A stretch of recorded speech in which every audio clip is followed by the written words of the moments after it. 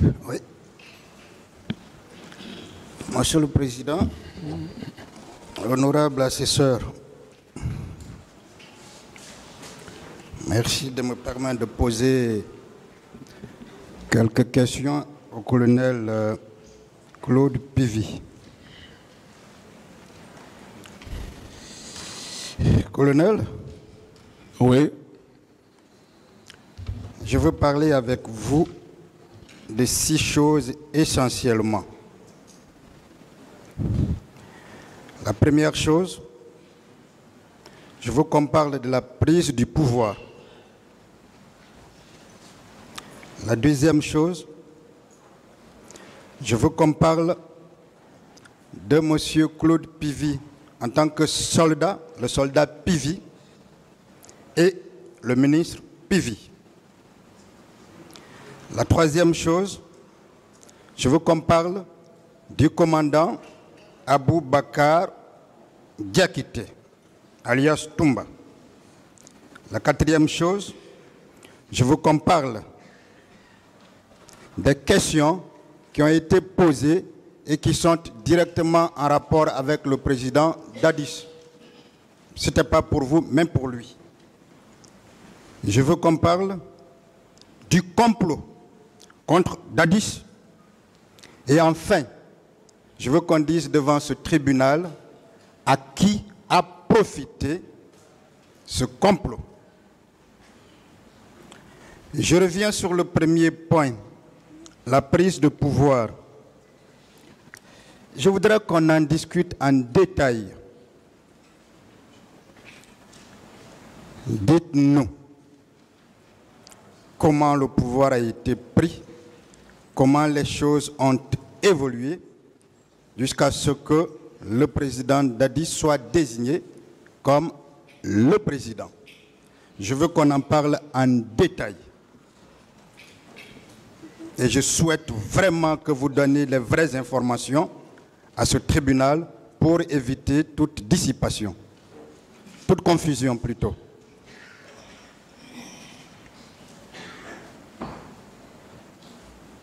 La question?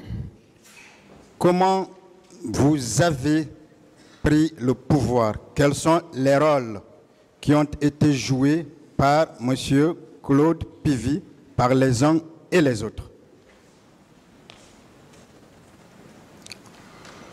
Bon, si je veux parler de la prise de pouvoir, ce pouvoir, c'est depuis très longtemps, nous on avait siégé là-dessus de s'organiser à ce que, au décès, parce que, paix à son âme, le journal National Conté était déjà fatigué, auquel souvent, on se disait que bon, le jour où il sera mort, quand Dieu va l'appeler, le jour où il sera mort, le pouvoir, il faudrait qu'on le prenne. Mais, comme ce temps-là, c'est moi qui étais quand même le porte-parole de l'armée, donc toutes les équipes tournaient autour de moi pour pouvoir être renseigné des événements. Et dès que le président est mort la nuit, je fus être informé par la garde rapprochée même qui était au niveau du palais. Ils m'ont informé. Et moi aussitôt, j'ai informé le président Dadis, parce que nous étions ensemble la nuit là. Je lui ai dit, bon, frère, il faut rentrer chez vous. Moi, je rentre au camp, je vais essayer d'aller au camp pour organiser la situation qui est arrivée. C'est comme ça, il est allé, il était avec paix à son âme, Kelly, qui est son ami. Moi, je suis rentré au camp. Aussitôt, il y a eu le journal Toto qui est venu. Et certains généraux sont venus encore me trouver là-bas, tel que le journal Doumbouya, tous la Grandé. Un peu plus tard, on s'est déplacé, on est allé vers Bata. J'ai essayé de parler à les commandos qui étaient à Bata là-bas. Même le ministre de la Défense n'était même pas en place. C'est à partir de là-bas que je les ai demandé de l'appeler en tant que chef de bataillon qu'il vienne pour qu'on va essayer de siéger sur là-dessus. Alors, un peu comme ça, on s'est convenu la nuit. Et moi, j'ai dit au président Dadis, j'ai dit que vous ne pouvez que vous présenter demain à 13h. À 13h, vous devez vous présenter. Tout va terminer à partir de 13h. Nous, on va mettre tous les points et on vous tiendra compte comment on va vous donner le pouvoir. Et quand la journée a été arrivée, ça trouvait que tout le camp était maintenant sous mon contrôle. Le camp était sous mon contrôle, où j'ai essayé de faire des groupes de batteurs-chars, de bâtards, ainsi de suite. J'ai dit, c'est moi-même qui ai dit au journal Sekouba, j'ai dit, vous n'avez rien à voir là-dedans, chacun doit nous suivre. Nous avons les derniers mots. Paix à son âme, mon ami qui est Issa Konaté. On a beaucoup siégé là-dessus. Et là, quand le moment arrivé, tout le camp était rempli. On s'est demandé de rentrer au bureau du général Sekouba pour qu'on va se donner les derniers mots. Mais ce n'est pas tout le monde qui doit rentrer dans son bureau. J'ai demandé que 3 personnes, plus ou moins 4. Donc, il y avait moi, il y avait Père son âme Issa, il y avait le général Sekouba et le président Dadis. Nous étions au nombre de 4. Ils sont là. Vous pouvez demander aussi certains militaires derrière moi. Tout s'est passé au camp Alpha à vue d'œil de tout le monde. Donc, il y a Konaté, il y a Père à son âme Issa, qui a pris la parole. Il dit, bon, voilà, maintenant, là où nous sommes, il s'agit maintenant de faire la désignation de celui qui va être le chef de l'État pour la transition, pour être le président du pays. J'ai dit non. Il a dit, bon, c'est Sekouba qui doit être le président. Moi, j'ai tapé la porte, la table, j'ai dit non, tu ne dois pas dire ça. Très longtemps, nous, on a jugé nécessaire que le jour où Dieu va nous donner le pouvoir là, on va donner au capitaine Dadis. Parce qu'il nous a donné beaucoup de conseils très longtemps. Et c'est comme ça, ce pouvoir a été pu donner au capitaine Dadis. Donc, j'ai demandé à Sekouba que vous devez être le ministre de la Défense auprès de votre camarade. Lui, il va être le président. Nous devons être des ministres autour de vous. Un peu comme ça, c'est comme ça. De là-bas, on est sorti. On est allé maintenant au bataillon du camp Fer, là où on a organisé maintenant les autres officiers supérieurs pour pouvoir organiser ce qu'on appelle le CNDD, c'est-à-dire les membres du CNDD. C'est-à-dire le général Toto, ainsi de suite. On les a dit d'organiser ça et quelques minutes. Moi-même, qui est Claude Pivis, c'est moi-même qui étais à la porte. Vous pouvez demander les officiers supérieurs qui étaient le temps là, au camp le faire là-bas. Il n'y avait pas, même un sergent ne pouvait pas rentrer là-bas, ni même un lieutenant. Non. Ce n'est que des officiers supérieurs que j'ai permis de siéger, de faire la liste. Et à un certain moment, j'ai demandé que bon, ça suffit. J'ai demandé au capitaine, j'ai dit, vous pouvez vous lever, vous et le général Sekouba, vous allez descendre. Le temps est arrivé maintenant, on va essayer de vous présenter devant les militaires, comme quoi vous êtes le chef de l'État, et on va aller à la radio pour vous présenter.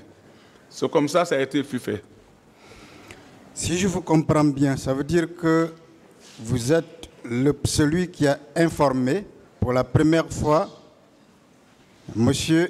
Dadis Camara du décès du président Lansana Conté. Bien sûr, moi je l'ai informé à table. Ça veut dire que c'est une contre-vérité lorsque M. Toumba dit que c'est lui qui a murmuré à l'oreille du président Dadis. Et là, a été le premier à informer ce dernier du décès de feu général Lansana Conté. C'est bien cela? Moi, je ne peux même pas confirmer ce dernier, parce que le temps là, lui, comment il pouvait aller? Il n'était même pas en contact avec la présidence. C'est moi qui avais en contact avec la présidence. Parfait. Parfait. Vous savez pourquoi je tiens à ce qu'on en parle et on va en parler? Je suis venu de l'aéroport ce matin pour ici. J'ai beaucoup de photos qui ont été prises directement ce même jour-là. Je ne sais pas, avec la permission de Monsieur le Président, je peux lui montrer ces photos, Monsieur le Président. Les photos sont où? Nous allons les imprimer sur la prise du pouvoir. Le même jour même. Où sont les photos? Je les ai là. Vous pouvez les imprimer, après vous les enverrez pour lui montrer. Promis, Monsieur le Président, ce sera fait. Mais est-ce que quand même vous vous rappelez de la salle qu'on appelle amphithéâtre au camp Alpha Yaya? La salle? La salle dénommée amphithéâtre. Bon, moi, la salle, le bureau de Sekouba, général Sekouba, et le grand bureau au bataillon. Je parle de ce grand bureau-là. Oui, bien sûr. Où vous avez dit que vous étiez devant, où vous êtes effectivement devant. Oui. Ce jour-là. C'est moi-même qui les ai ordonnés, j'ai dit de me suivre. Ils doivent me suivre, maintenant on sort pour aller maintenant. J'ai pour la toutes les photos prises le même jour. Mais nulle part, j'ai vu la photo de M. Aboubakar Diakité. Est-ce que cela remet en cause le fait qu'ils disent qu'il a été essentiel dans le rôle joué pendant la prise de pouvoir? Moi, c'est devant le barreau ici que moi, j'ai entendu parler que j'ai fait ça, j'ai fait ça, j'ai fait ça, alors que tout s'est passé devant les militaires guinéens. Les militaires guinéens en ont témoin. C'est parfait.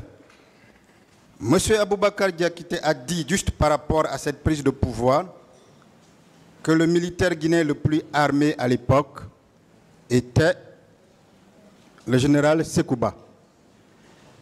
Et lui, il était le patron du Bata, c'est bien cela?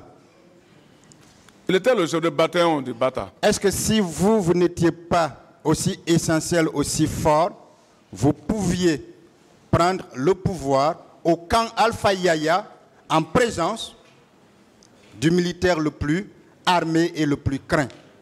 Est-ce que c'était possible si vous n'aviez pas été là? D'abord, avant que le général Sekouba rentre à Kanfer, c'est moi qui l'a donné l'ouverture parce que j'étais le porte-parole.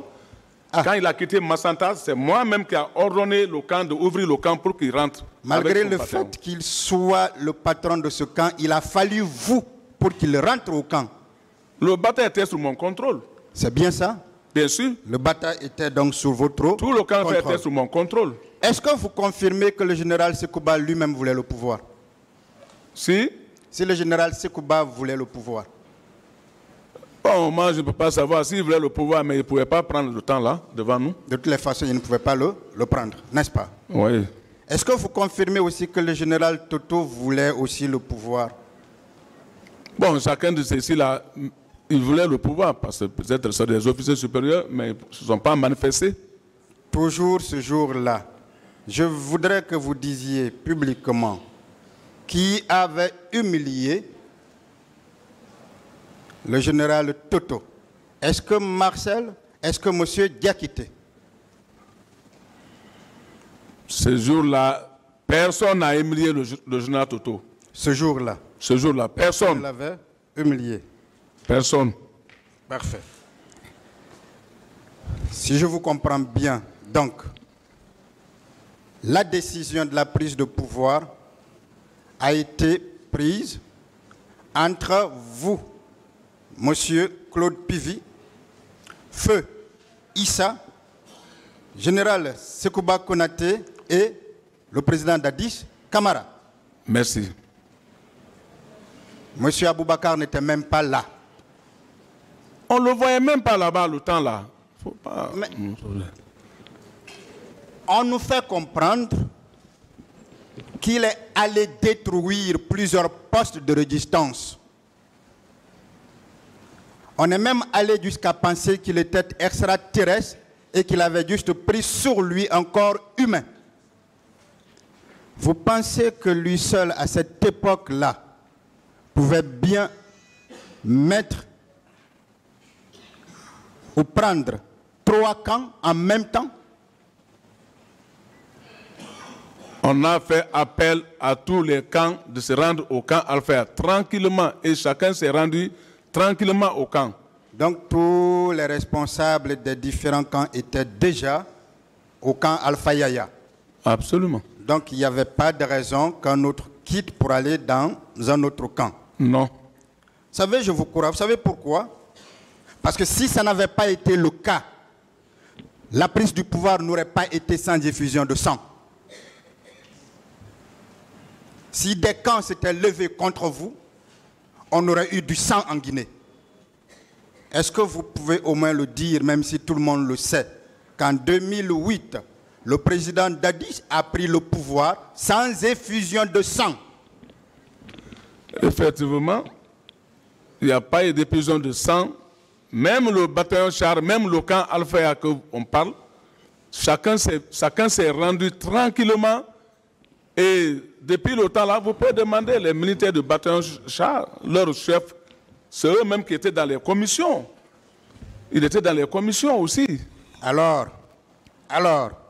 si on vous comprend bien, par rapport à la prise de pouvoir, si le président Dadis devrait rester redevable à quelqu'un, c'est bien à l'armée, pas à un individu bien déterminé. Bien sûr, à l'armée. Bien sûr. Si l'armée n'avait pas voulu, grâce à vous, il ne serait pas devenu président. Bien sûr. On va aller au deuxième point. Je veux qu'on parle de M. Claude Puvis. Naturellement, ce qui n'a pas été déjà dit. D'abord le soldat et le ministre. Est-ce qu'il y a quelque chose que vous n'aviez pas dit devant ce tribunal vous concernant? Bon. L'homme que vous êtes.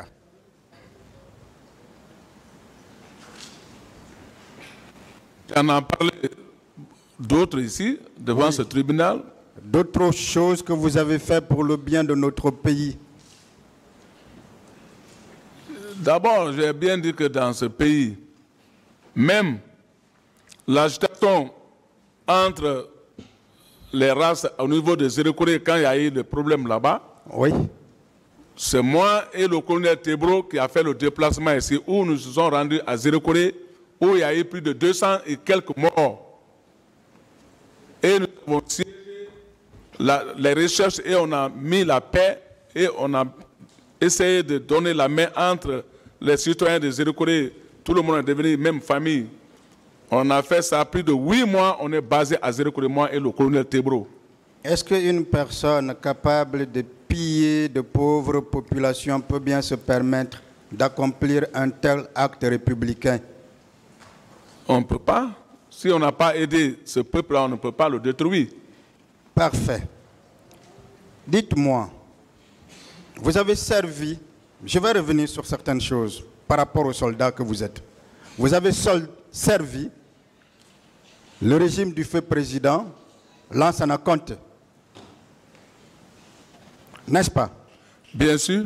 Est-ce qu'à un moment donné, le pouvoir de Conté allait vaciller si vous n'aviez pas été là? D'abord, j'ai bien dit que d'abord, tout le monde en sait, en ville ici, je vais toujours le respect du président en tant que père. Sinon, il y avait un temps qui est arrivé. J'ai commencé d'abord lorsque le palais a été attaqué. Ils ont envoyé. En quelle année? Allez-y. Oh, bon. C'était en 96, non? Non, je crois le 2 ou 3. Allez-y. Le 2 ou 3 février. Ok. Quand il y a eu l'attaque au niveau du palais, la fois passée, il y a un des doyens qui a parlé de Wawaran. Donc, quand ça a été fait comme ça, ils ont pris le président envoyé au camp Al-Faya. C'est moi encore qui ai été l'auteur pour sauver le journal Conté là-bas, au niveau du camp Al-Faya. Ce jour, qu'est-ce qui s'est passé? Lorsqu'il a été arrêté, il était au camp Al-Faya, il a fait quelques jours. Alors, il s'agissait d'aller le terminer au niveau de l'hygiène militaire. Donc, le matin, tous les officiers supérieurs ont fait le rassemblement devant le drapeau du camp Al-Faya, où il y avait les Gbago Zoumangui, les Vamra Oulari, ainsi de suite. Moi, en tant que caporal-chef, je suis allé à Bata, j'ai organisé au moins 5 de nos hommes. J'ai dit, on ne peut pas rester ici, ils vont essayer de faire du mal à notre président parce que c'est à son temps que nous, on a été recrutés dans l'armée. Allons-y, on va essayer de crier de crier fort au niveau du bataillon et on va essayer de dégager. C'est comme ça qu'on a été pour crier au niveau du bataillon et on a dégagé tout ce qui avait déjà préparé contre le général Conté. On l'a demandé de venir au drapeau, de s'adresser à nous, les militaires, et on est prêt à le défendre et on l'a défendu et je l'ai pris, je l'ai confié dans un lance-grisaire de l'hôpital, j'ai dit accompagne le président au BQG. À ce moment-là, vous n'étiez que caporal-chef. Hein? J'étais qu'un caporal-chef. Est-ce que là n'est pas l'expression d'une loyauté vis-à-vis de celui-là qui était le premier magistrat du pays ou le commandant en chef des forces armées? En le faisant, vous vouliez indiquer à toute l'armée que vous êtes loyal. N'est-ce pas? Ça, c'était mon premier devoir loyal. Est-ce que c'est le seul devoir accompli vis-à-vis de feu général Lansana Conté? J'ai dit bien le 2 ou 3 après. Ça, c'était le premier acte. Deuxième acte, c'est lorsque j'ai été désigné en l'an 2006 ou l'an 2007. Bon. Quand j'étais désigné comme porte-parole de l'armée, ça faisait le deuxième où encore l'armée a eu confiance en moi de me désigner comme porte-parole. Et ce jour-là, j'étais avec l'armée. Mais j'étais en tête du mouvement. On est venu plus d'une semaine pour pouvoir franchir le pont 8 novembre. C'est quand j'ai décidé, j'ai dit demain, je vais franchir ce pont-là, quelle que soit l'arme. Et j'ai franchi le pont 8 novembre devant tout le monde avec des milliers de tirs qu'ils ont faits. Tous les militaires de ce temps-là, je les ai laissés à quelques 100 mètres. Je dis, laissez-moi seul, je vais aller jusqu'à là où ils sont assis derrière le pont 8 novembre. S'ils veulent, je vais leur montrer des exemplaires. Je suis venu, ils ont tiré sur moi fatigué, moi je suis venu. Finalement, j'ai fait appel à mes hommes. Moi, je les ai désarmés, ceux qui étaient là-bas. J'ai pris certaines de leurs armes. Et les restes, ils ont replié. C'est-à-dire, quand on dit replié, ils ont fui, ils ont allé vers le BQG pour aller dire au président que l'adjudant-chef, parce que à l'époque, j'étais adjudant-chef, ils disent que l'adjudant-chef n'a pas voulu nous respecter. Donc, il faut qu'ils viennent par là. Je dis, si le président n'est pas assis, moi, je ne respecterai jamais personne. Parlez des faits maintenant, maître. Si, monsieur le président, ça fait partie des faits. Ça ne fait pas partie des faits. Ça fait partie, monsieur le président. S'il vous plaît, revenez sur les faits maintenant. Je suis de la défense, monsieur le président. Revenez sur les faits. On veut montrer, on veut présenter une autre personne devant vous. Il faut que notre rôle, nous le présentons autrement devant vous. Vous pouvez me retirer la parole et là, nous prendrons nos responsabilités en tant que défense, mais vous ne pouvez pas m'empêcher de jouer mon rôle. Revenez sur les faits, maître, s'il vous plaît. Je ne discute pas avec vous. Monsieur le président. Revenez sur les faits. Je suis très courtois, je ne discute pas. Vous avez la parole pour les questions. Pourtant, vous le faites. Hein. Revenez, posez des questions. Oui. On avance. Monsieur Claude, je dis justement avec des questions d'ailleurs. Après cet acte-là, qu'aviez-vous encore posé comme un autre acte de bravoure? Revenez sur les faits. Monsieur le président, n'insistez pas. Ça n'intéresse pas le tribunal. Revenez sur les faits. Non, ça intéresse la défense. Monsieur le président, vous ne pouvez pas imposer à la défense une stratégie. Ça, vous ne pouvez pas. J'ai suivi ce procès-là du début à la fin. Tout a été dit. Vous ne pouvez pas m'empêcher de ne pas poser mes questions. Monsieur le président. Personne ne vous empêche de poser des questions, s'il vous plaît. C'est ce que vous êtes en train de faire. S'il vous plaît, vous n'avez plus la parole. S'il vous plaît, vous n'avez plus la parole, maître. S'il vous plaît. Allez-y. Ce n'est pas un débat que j'engage entre vous et le tribunal. Ce tribunal a la direction des débats. Ce n'est pas une partie de décider de la direction des débats. Si le tribunal constate que les faits ou la direction prise par une partie n'apportent rien au débat, le tribunal peut bien le cadrer et lui demander de prendre la bonne direction. Et c'est ce que le tribunal est en train de faire. Conformément aux dispositions de l'article, s'il vous plaît, vous n'avez pas la parole, vous laissez le tribunal parler. Ça ne va pas, l'article 400 ne vous permet pas d'aller contre les droits de la défense. Vous n'avez pas la parole, maître.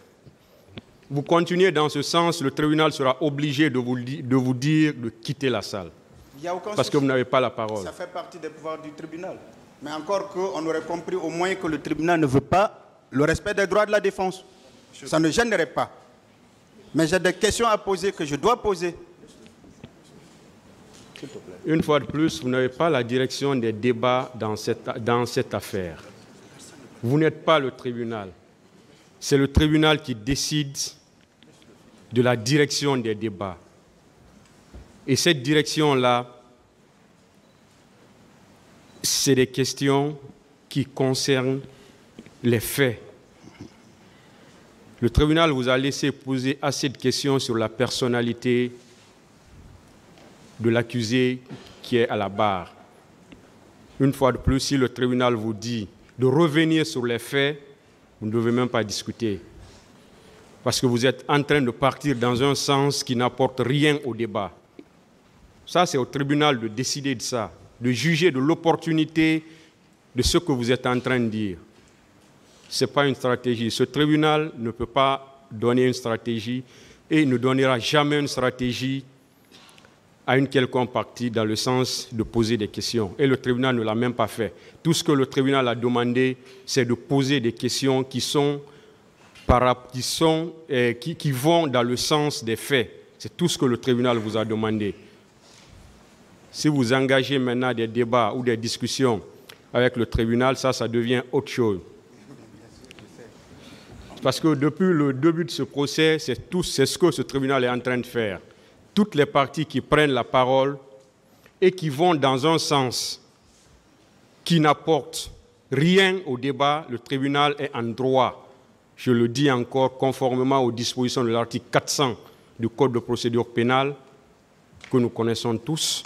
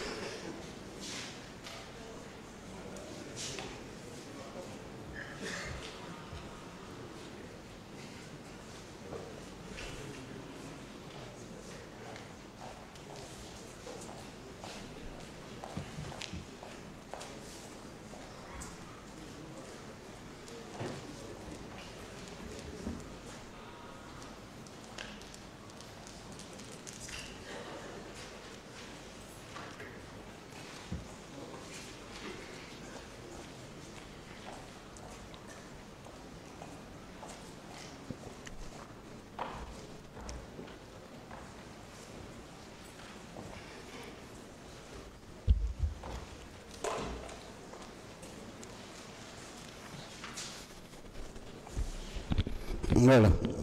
Monsieur le Président, je vais commencer mes questions.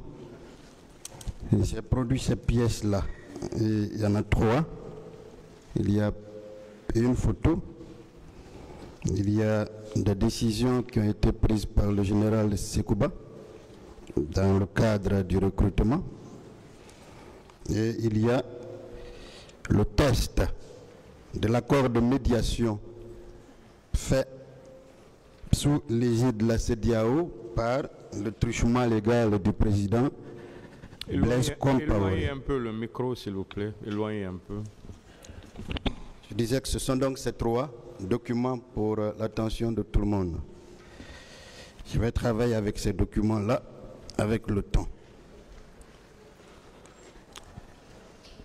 Monsieur le Président. Oui, maître.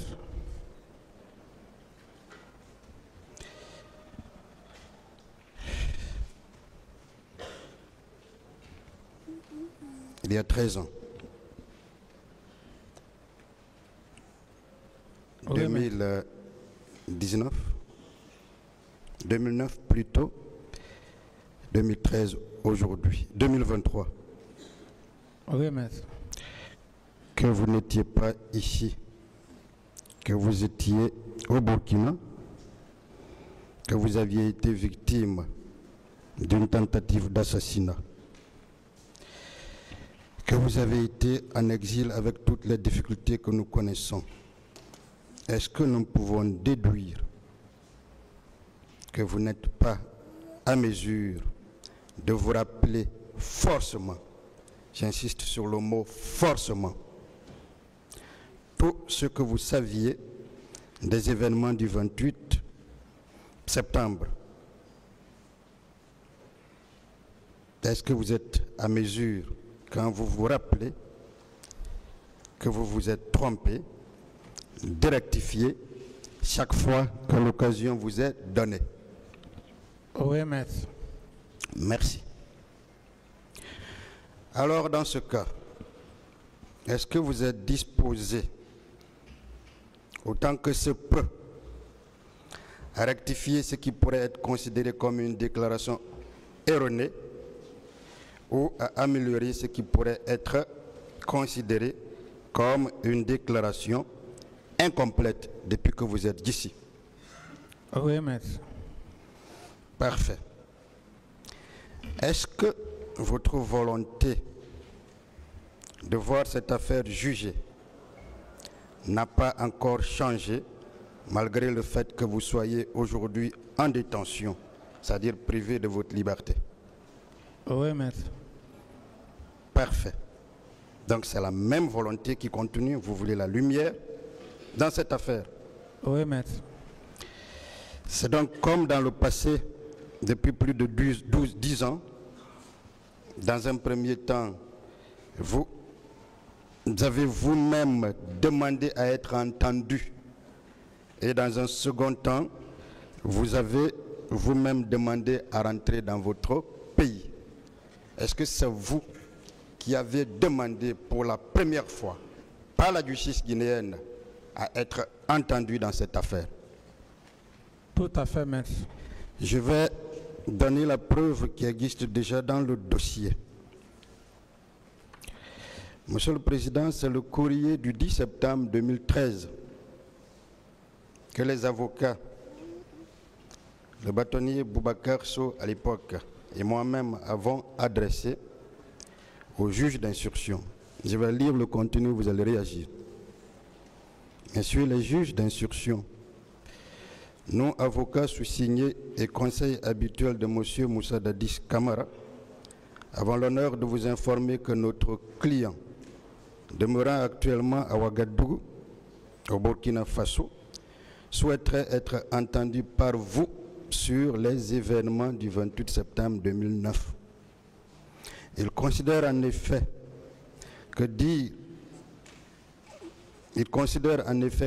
ce qu'il sait de ces événements malheureux est un devoir personnel envers le peuple de Guinée et constitue un attachement à la justice de son pays. À notre humble avis, les modalités de son audition relèvent de la procédure définie par les articles 105, alinéa 2 et 114 du Code de procédure pénale. En conséquence, nous vous serions très obligés de bien vouloir prendre acte de la volonté de notre client et de mettre en place des dispositions nécessaires en vue de son audition et de nous en tenir informés. Nous vous informons enfin que nous adressons copie de cette lettre à Monsieur le procureur général près la Cour d'appel de Conakry et à Monsieur le président de la Chambre d'accusation de la même Cour pour leur bonne information. Nous vous remercions de votre diligence habituelle. Par ce courrier, n'est-ce pas vous-même qui avez, de manière responsable, décidé d'interpeller la justice guinéenne après au moins 3 ans? Oui, maître. Mais, Monsieur le Président, est-ce que si vous vous reprochiez vraiment des massacres, vous alliez vous-même demander à la justice à être entendu? Oui, maître. Si vous ne comprenez pas les questions, même si je suis votre avocat avec la permission du président, demandez, je peux reprendre, sinon demandez au président. Le problème, c'est la transmission. Je pense bien avec le micro. Ok, merci. Je disais, est-ce que par ce courrier que je viens de lire, en interpellant vous-même la justice guinéenne, à l'effet de vous entendre, vous le premier, est-ce que vous n'indiquez pas que vous vouliez la manifestation de la vérité et que vous n'avez rien à voir avec cette affaire? Oui, maître. Oui. Alors, est-ce que si vous vous reprochiez, je l'ai dit, quelque chose de pénalement répréhensible, vous auriez demandé vous-même à être entendu? Non. Non, n'est-ce pas? Oui. Alors, n'est-ce pas vous aussi qui aviez insisté auprès des autorités guinéennes de l'époque afin de vous laisser rentrer au pays pour vous mettre à la disposition de la justice et mieux assurer votre défense? Oui, maître. Je vais vous lire un autre courrier qui prouve ça. Encore. J'ai parlé des autorités politiques guinéennes, des autorités judiciaires. Voici, Monsieur le Président, un courrier. Vous allez voir la promptitude dans la réponse. Un courrier qui date du 12 août 2015, qui est dans le dossier, que l'avocat du président Dadis avait adressé au magistrat instructeur. Je vais lire le contenu et vous allez réagir. Information. Messieurs les juges d'instruction, le 8 juillet 2015 à Ouagadougou, au Burkina Faso, mon client, M. Moussa Dadis Camara, né le 29 décembre 1969, dans la commune urbaine de Zérékoré, en région forestière, de feu Mamadou Kouli Camara et de feu Christine Tongon Kone, marié et père de 5 enfants, économiste domicilié au quartier Ouaga 2000, rue Bordeaux, face ambassade des États-Unis, Ouagadougou, République de Guinée, du Burkina Faso, a été inculpé par votre juridiction au terme du réquisitoire du 8 février 2010 de Monsieur le procureur général près la Cour d'appel de Conakry, des faits punis par les articles 51, 54, c'était l'ancien code, 57 du Code pénal et 28 du statut de Rome instituant la Cour pénale internationale relativement aux infractions commises le 28 septembre 2009 au stade éponyme à Conakry. Le 15 juillet 2015, toujours à Ouagadougou au Burkina Faso, il a été interrogé sur le fond de cette affaire. Par la présente et par ma plume, mon client vous informe de ce qu'il doit se rendre à Conakry en République de Guinée le 15 août 2015. Pendant son séjour à Conakry, il vous réitère son intention et sa volonté de rester toujours à la disposition de la justice, pour toute fin utile que de droit. Monsieur le Président, n'est-ce pas, ce courrier prouve encore une fois à suffisance votre amour pour la Guinée, votre foi inébranlable en la justice guinéenne, votre bonne foi et votre volonté à ce que lumière soit faite dans cette affaire? Oui, maître. Mais est-ce que vous connaissez le contenu de la réponse que m'avait envoyé le pool des juges d'instruction de manière très automatique? Je vais vous lire. Mon courrier date de 2012. 12 août 2015, je dis que vous voulez rentrer en Guinée, vous mettre à la disposition des juges qui vous ont inculpé. Je suis répondu juste le lendemain, alors que j'étais à Ouagadougou. Voici ce que le pool dit. À Maître Jean-Baptiste, avocat au barreau de Guinée, nous avons l'honneur d'accuser réception de votre correspondance en date du 12 août 2015 relative à l'arrivée de M. Moussa Dadis Camara, votre client à Conakry. Cependant, j'insiste là-dessus, il y a lieu d'attirer votre attention que son séjour ne doit en aucun cas être mis à profit pour troubler l'ordre public. Voilà un accusé qui est poursuivi par la justice de son pays, qui écrit à la justice de son pays, mais la justice dit ce qui est dit. Question.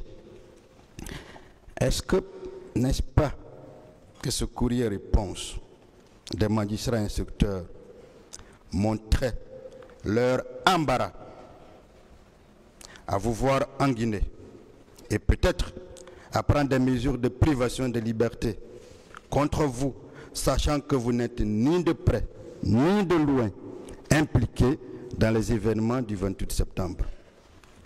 Oui, maître. Un embarras, tout à fait.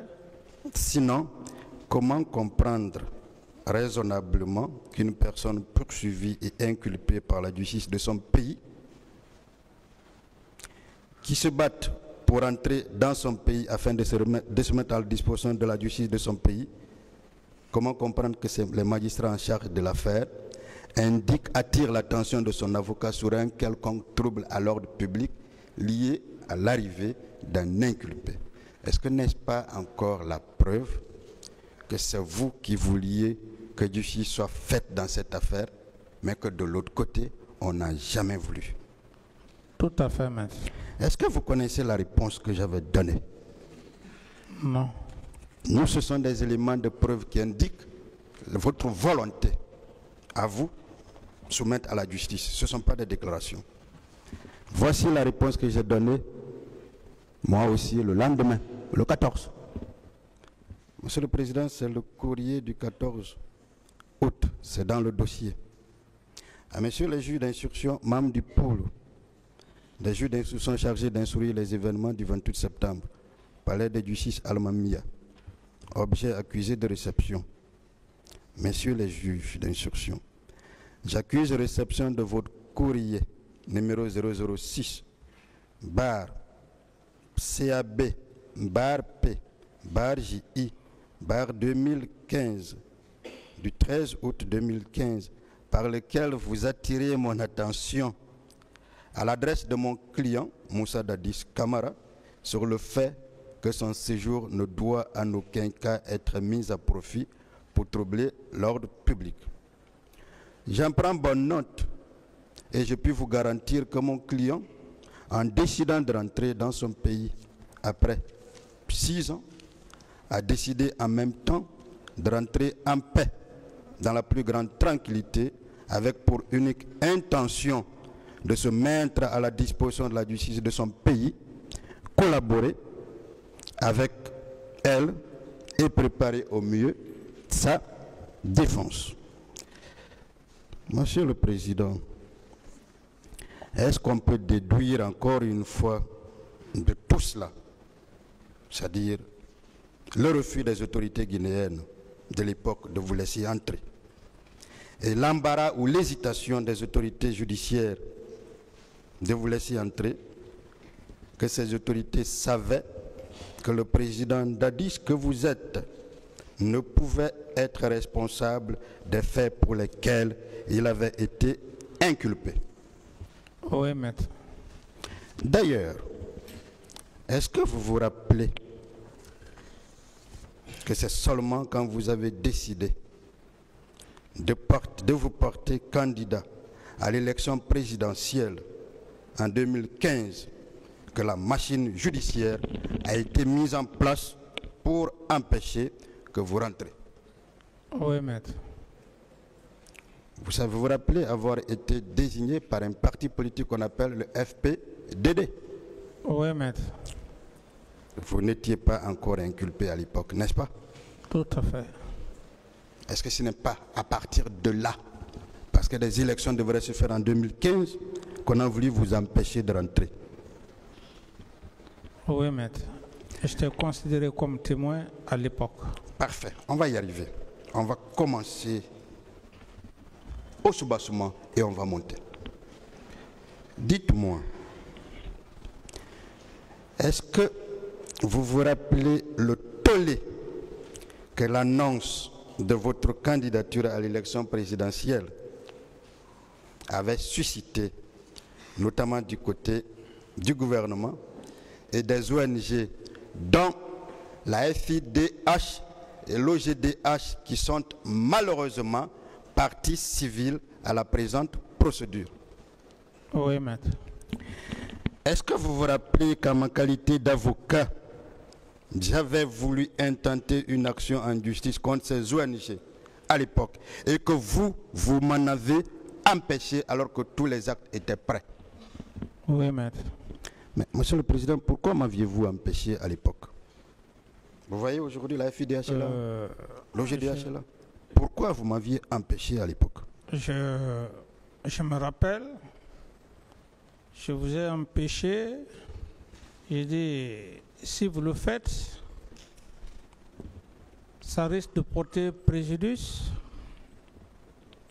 au jugement puisque ces institutions, ces ONG sont directement rattachées ou tout au moins liées aux événements du 28 septembre. Le faire, ça allait créer des incidences. Je vous ai humblement demandé d'accepter de ne pas incidenter afin que la justice et les ONG s'accordent pour le jugement. Parfait. Mais est-ce que ce n'était pas aussi parce que vous ne vouliez pas, vous, Dadis, monsieur Moussa Dadis Camara, rester devant alors qu'il y a le dossier des événements du 28 septembre plus important que vous?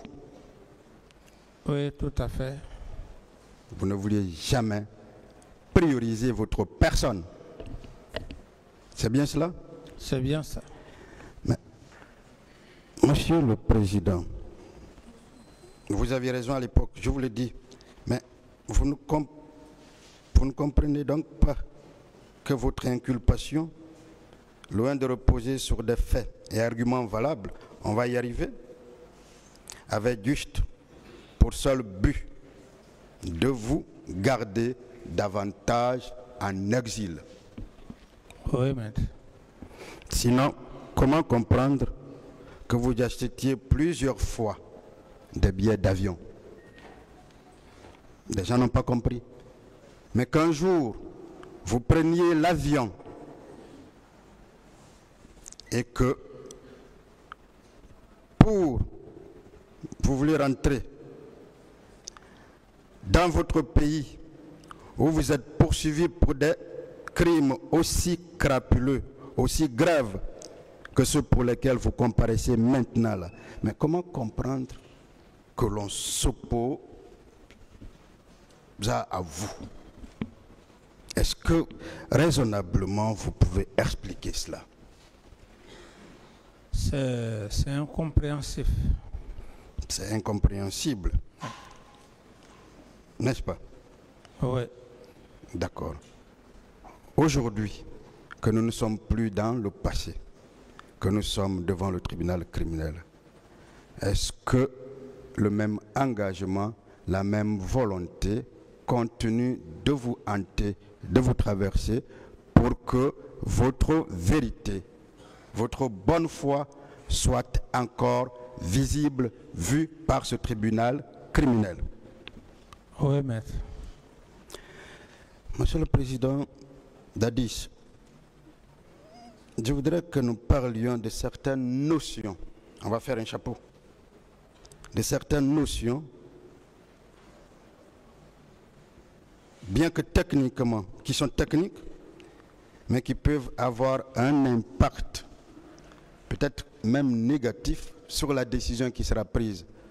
Et hors de moi toute idée de préjugés de ce qui va arriver. Je veux qu'on parle des notions de commandant en chef des forces armées. Je veux qu'on parle des notions de délégation de pouvoir. On a beaucoup parlé ici, toutes les parties ont parlé de commandant en chef des forces armées parce que vous l'étiez. Même le seul rapport d'enquête internationale qui vous incrimine dans cette affaire, mais qui vous disculpe en même temps, ne parle que de cela. dites-moi, est-ce un titre officiel donné au chef de l'État en sa qualité de chef suprême des armées, commandant en chef des forces armées? Est-ce qu'un titre officiel? Un titre honorifique? Officiel. Officiel, on peut... Est-ce que c'est comme être le premier magistrat du pays? Non. Je reprends. Commandant en chef des forces armées. C'est un titre qu'on vous donne, n'est-ce pas? Oui, c'est un titre. Premier magistrat du pays, c'est aussi un autre titre qu'on vous donne, n'est-ce pas? Oui, maître. D'accord. Monsieur le procureur de la République, en vous posant un certain nombre de questions liées à cela, a voulu à tort vous faire comprendre que les deux ne voulaient pas dire la même chose. Dites-moi, n'est-ce pas le chef de l'État qui préside le Conseil supérieur de la défense? Oui, maître. N'est-ce pas le chef de l'État, en sa qualité de commandant en chef des forces armées, qui nomme aux emplois militaires? Oui, maître. N'est-ce pas pour cela qu'on l'appelle commandant en chef des forces armées? Oui, maître. N'est-ce pas pour cela que même un chef d'État non militaire, civil donc, est, de par sa qualité de président, commandant en chef des forces armées, même s'il est civil? Tout à fait, maître. N'est-ce pas la même chose, même si on n'est pas magistrat? Parce qu'on préside le Conseil supérieur de la magistrature, qu'on est considéré comme le premier magistrat du pays. Tout à fait. Est-ce que le fait d'être le premier magistrat du pays signifie que vous portez la robe, que vous venez prendre des décisions? Est-ce que c'est ce que ça signifie? Non, comme vous le dites, maître, commandant en chef des forces armées, je commence d'abord par ça. On est d'abord avec j'étais en train de dire. Je voulais juste étayer, donner Allez-y. un peu une idée par rapport à ça.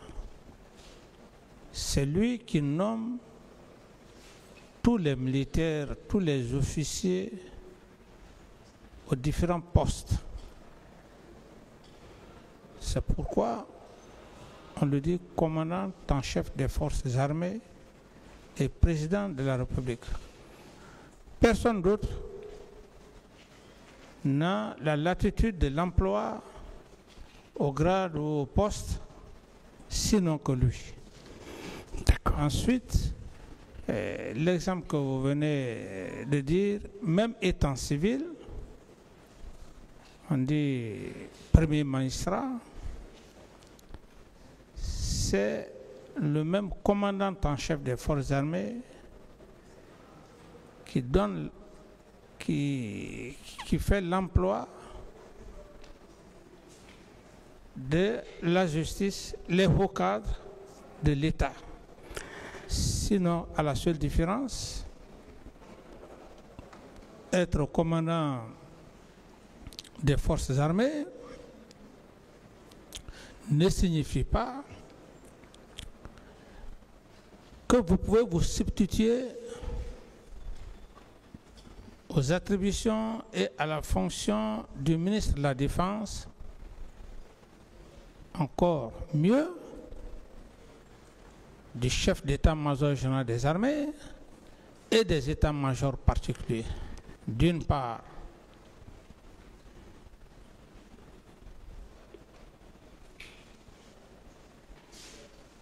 de côté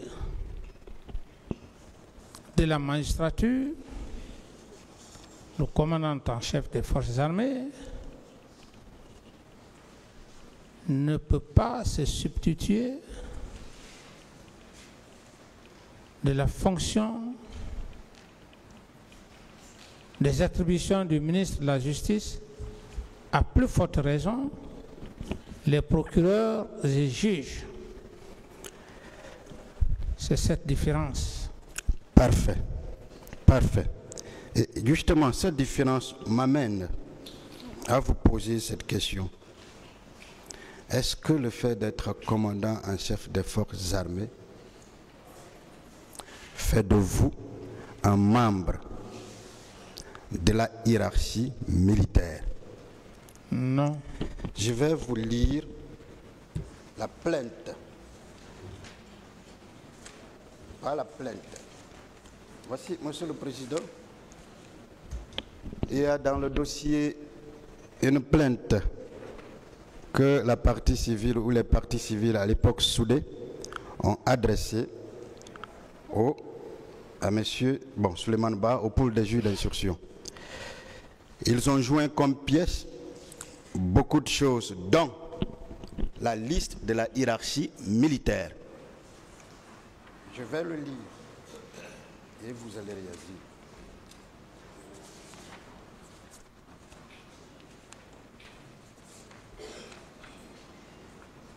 C'est à la page, bon, il n'y a pas, c'est le feuillet. Le feuillet, 1, 2, 3, 4, 5, 6. C'est au niveau de 6. Voici la liste de la hiérarchie militaire à votre époque, produite par la partie civile elle-même et qui est dans le dossier. 1. Lieutenant-colonel Omar Sano, chef d'état-major général des armées. 2. Commandant Abdoulaye Keïta, chef d'état-major général adjoint des armées. 3. Lieutenant-colonel Lansana Kaba, chef d'état-major de l'armée de terre. 4. Commandant Moriba Abel Abba, chef d'état-major adjoint de l'armée de terre. 6. Capitaine de vaisseau Mohamed Kamara, chef d'état-major de l'armée de mer. Commandant Alpha Ousmane Diallo, chef d'état-major adjoint de l'armée de mer. Commandant d'aviation Mamadi Mara, chef d'état-major de l'armée de l'air. Commandant d'aviation Amara Samake, chef d'état-major adjoint de l'armée de l'air. Commandant Ibrahima Balde, chef d'état-major de la gendarmerie nationale. Commandant François, chef d'état-major adjoint de la garde de la gendarmerie nationale. Lieutenant Aboubakar Sidiki Diakité, commandant de la garde rapprochée du président. Sous-lieutenant Psa Alphonse Touré, commandant adjoint de la garde présidentielle. Lieutenant-colonel Moussa Samake, commandant du bataillon du quartier général. Capitaine Diamant Kang Sambarou, commandant du bataillon spécial de Conakry. Capitaine Tamba Kalas Tolno, commandant adjoint du bataillon spécial de Conakry. Lieutenant-colonel Mohamed Lamine Kamara, commandant du bataillon d'infanterie du camp Kamayen. Capitaine Aïdar Ba, commandant du régiment des commandos parachutistes. Capitaine Boun Douka Konde, commandant du bataillon autonome des troupes aéroportées. Capitaine Malik Diakité, commandant du bataillon des commandos de Kindia. Lieutenant Aboulaye Keïta, commandant adjoint du bataillon des commandos de Kindia. Commandant Edouard Théa, commandant du bataillon des commandos Rangers, qu'on a voulu faire passer de chef d'état-major hier. Commandant Jean-Louis Bangoura, commandant du bataillon autonome de la sécurité présidentielle. Capitaine Paul Abba, commandant adjoint du bataillon autonome de la sécurité présidentielle.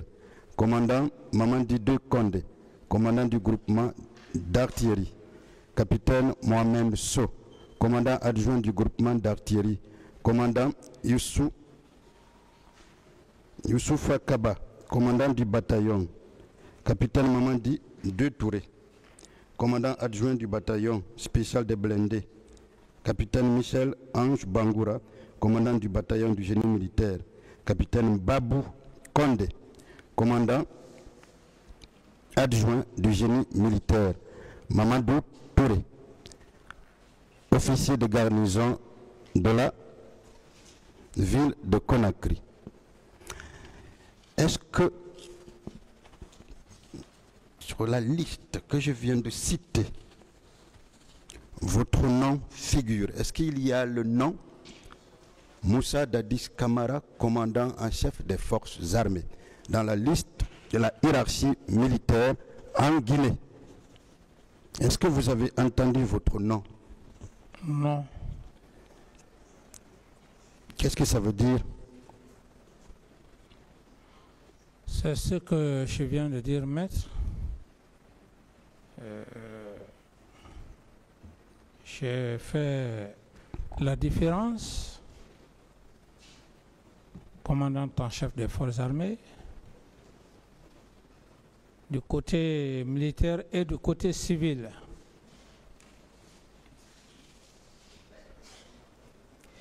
Vous n'avez pas votre nom ici.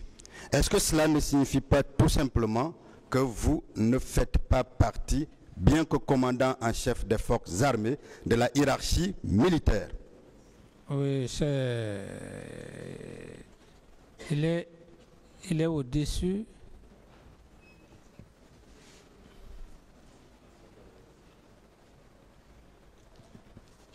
On a cité des noms ici qui constituent les membres de la hiérarchie militaire. Oui, mon nom ne figure. Votre nom n'est pas là. Mon nom ne figure pas. Ça veut dire que vous ne faites pas partie. C'est bien cela? Bien sûr. Vous voyez, on a commencé par le chef d'état-major général des armées. Est-ce que ce n'est pas pour ça